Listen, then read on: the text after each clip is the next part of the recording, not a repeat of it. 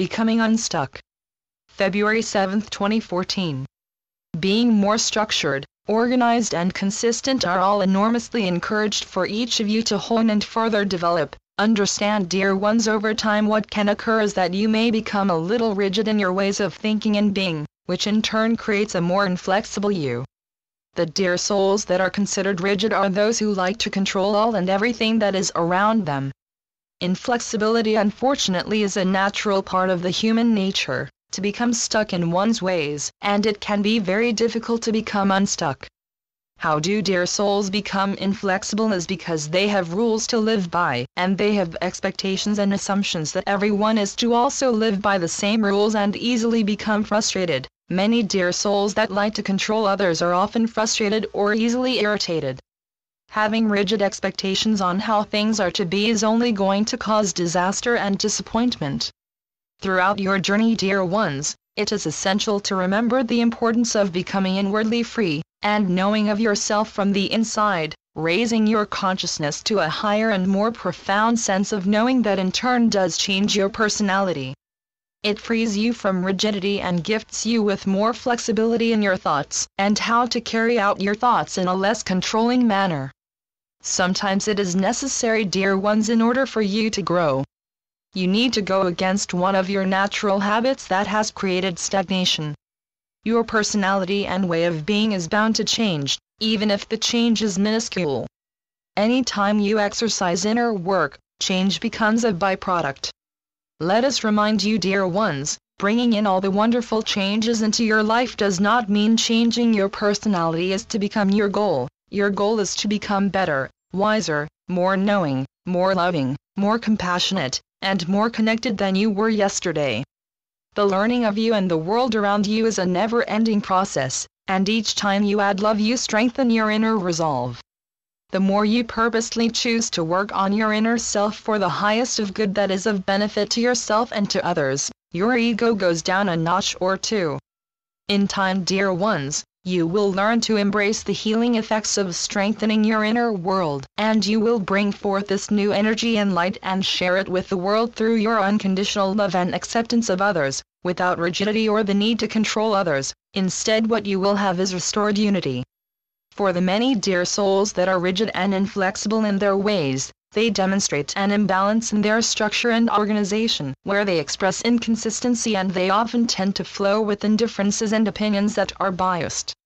It is essential for your personal and spiritual growth to become more flexible in your thinking and way of living, to be more spontaneous, to welcome differences of opinion and to learn by them instead of oppose them all the time. To help yourself or someone you know to become more flexible, it is important for them to try new things, to be introduced into new concepts and ideas. Their heart will draw them towards what would be best for them. This new concept or idea could even be a new food, maybe a different scent. New can be anything because it is new. What new does is open the mind to unexpected experiences and delights. If you are always doing the same thing every day, where routine becomes dull, we encourage you to mix things up a little. Add a little variety to your routine. This could be something as easy as taking a different route going to work, or shopping at a different store, rather than the one you always go to. Show yourself that you are more than capable of doing things different, and when you do, nothing terrible will happen.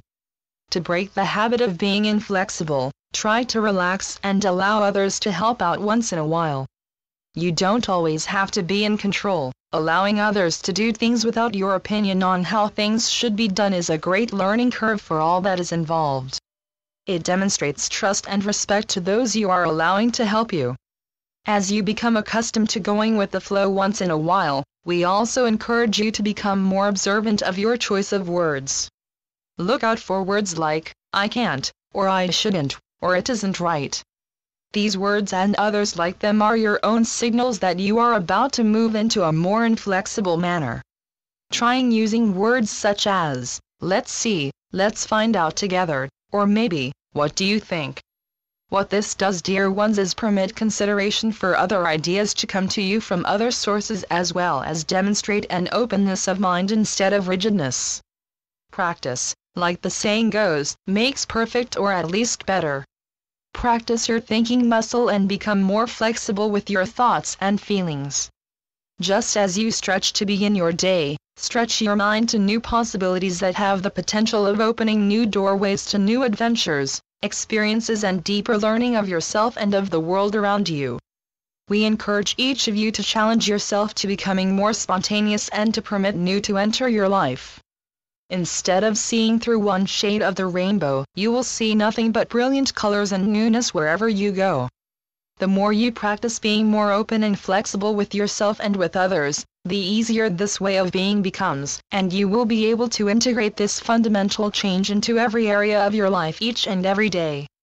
And so it is.